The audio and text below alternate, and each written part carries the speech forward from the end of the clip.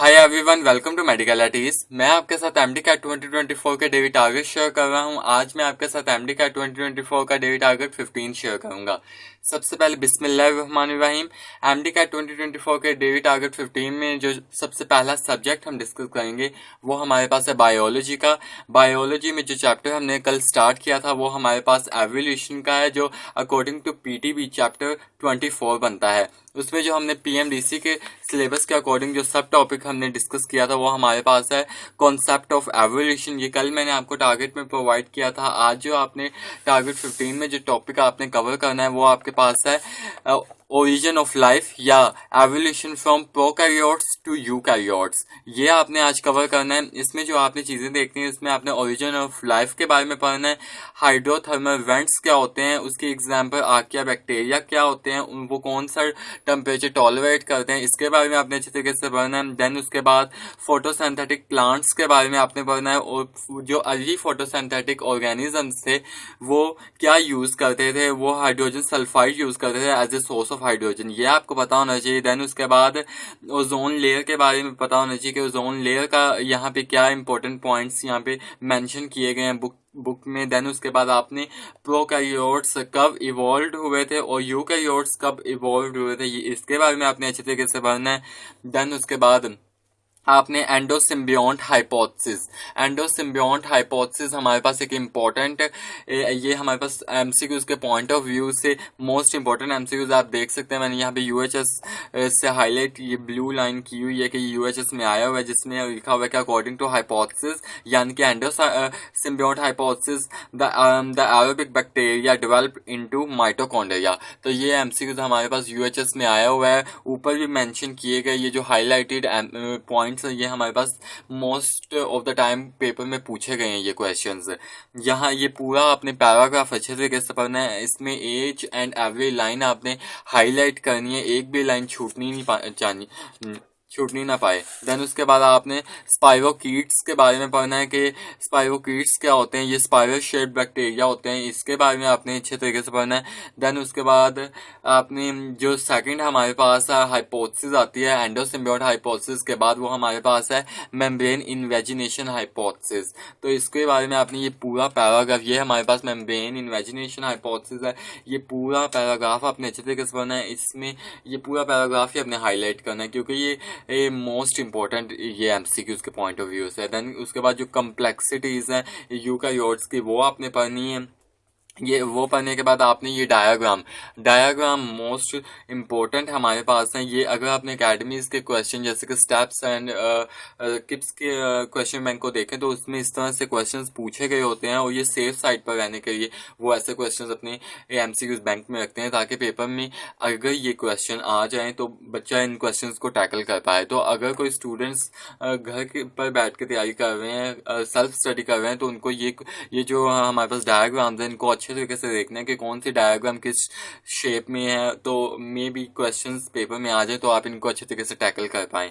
तो ये अपने डायग्राम्स अच्छे तरीके से देखनी है। देन उसके बाद उसके डायग्राम्स के नीचे इंपॉर्टेंट फिगर की इंफॉर्मेशन मोस्ट इंपॉर्टेंट हमारे पास है, इसको आपने हाईलाइट करना है। जिसमें पहले हमारे पास एंडोसिम्बियोट हाइपोथेसिस के बारे में बताया गया, देन मेम्ब्रेन इन्वेजिनेशन हाइपोथेसिस के बारे में बताया गया। ये आपने अच्छे तरीके से जो पॉइंट्स फॉर्म में दिए गए हैं 1 2 3 4 करके बताए गए, उन पॉइंट्स को आपने अच्छे तरीके से देखना है। देन उसके बाद आपने ये ऊपर के ये जो हमारे पास है लाइंस, इनको आपने अच्छे तरीके से पढ़ना है कि इसमें क्या लिखा हुआ है।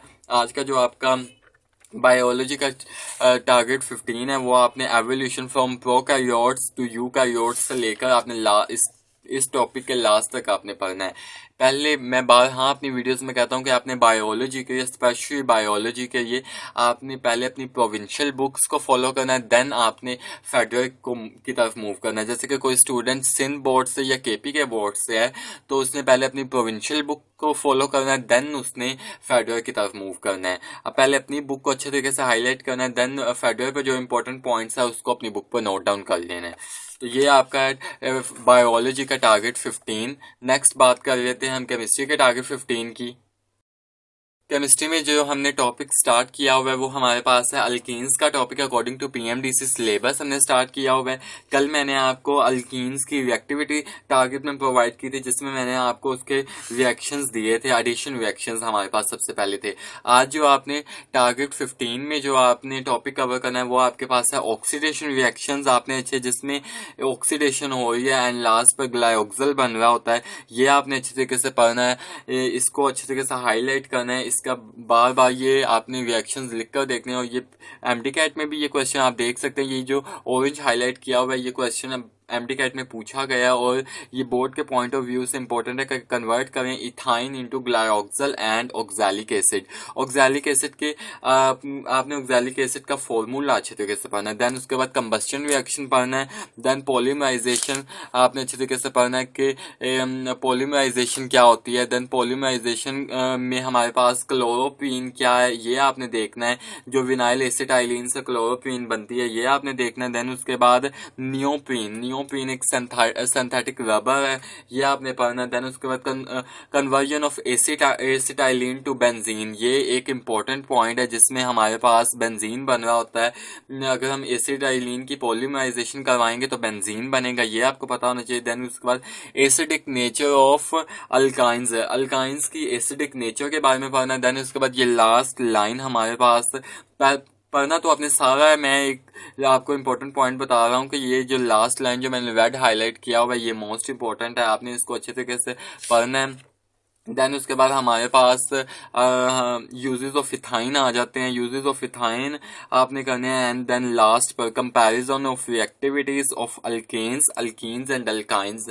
ये आज आपने अल्कीन्स का जो पूरा टॉपिक था, पूरा टॉपिक है आपके पास ऑक्सीडेशन से लेकर एंड कंपैरिजन तक, अल्कीन्स एंड अल्काइंस के कंपैरिजन तक आज आपने केमिस्ट्री ऑफ हाइड्रोकार्बन्स का आज आपने चैप्टर खत्म कर देना है। आपने पहले अपने oxidation reactions, combustion, polymerization and acidic nature और कंपैरिजन को पढ़ने के बाद लास्ट पर आपने इस चैप्टर के जितने भी की पॉइंट्स हैं, की पॉइंट्स एक्सरसाइज और ट्रू और फॉल्स एंड जो मल्टीपल चॉइसेस क्वेश्चंस हमारे पास बुक में दी गई होती हैं आपने वो अच्छे तरीके से पढ़ना है। इसमें आपने फेडरल को नहीं पढ़ना, जस्ट अपनी प्रोविंशियल बुक्स को पढ़ना है।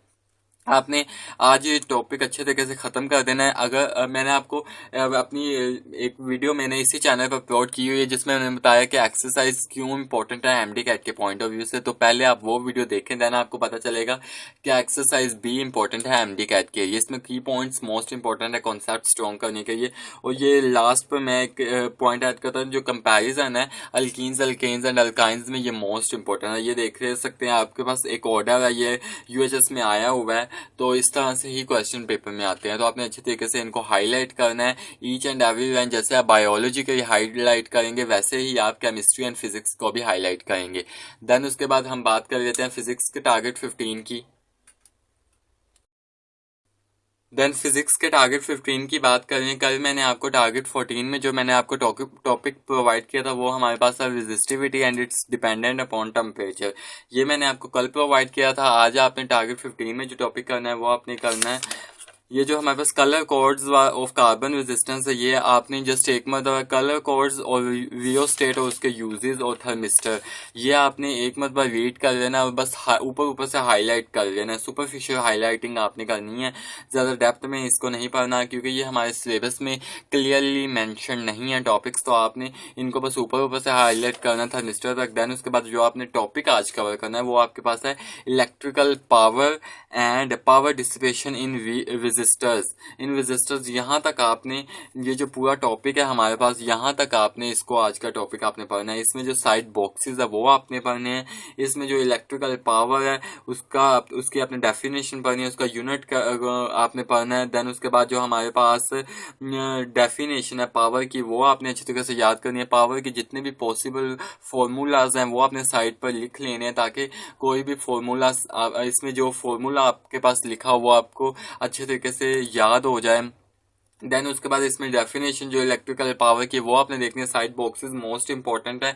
मैं अपनी वीडियो में बार दफ़ा कहता हूँ कि आपने थ्योरी को इग्नोर और निगलेक्ट नहीं करना, क्योंकि बच्चे सारा न्यूमेरिकल्स को फॉलो करते रहते हैं। एंड लास्ट पर जो पेपर में क्वेश्चन आते हैं वो 30 to 35 क्वेश्चन थ्योरी बेस्ड आ जाते हैं। वहाँ पे वो अपने हाथ पाँव फुलाने लग जाते हैं, हमने तो थ्योरी पढ़ी नहीं तो पेपर कैसे हम अपना क्लियर करें। तो पहले दिन से मैं आपको ये कह रहा हूँ कि आपने अच्छे तरीके से अपनी बुक को हाईलाइट करना है ताकि लास्ट पर कोई रिग्रेट ना रह जाए। ये था आपका फिजिक्स का टारगेट 15। मैंने आज आपको एमडी का 2024 का टारगेट 15 प्रोवाइड किया है। आई होप मैं आपको अपनी बात समझाने में कामयाब रहा हूँगा। अगर आपको मेरी वीडियो पसंद आए तो मेरी वीडियो को लाइक कीजिएगा, मेरे चैनल को सब्सक्राइब कीजिएगा और अपने दोस्तों के साथ एमडी का 2024 के डेली टारगेट शेयर करना ना भूलिएगा। खुश रहें, खुश रहने दें। अल्लाह हाफिज़।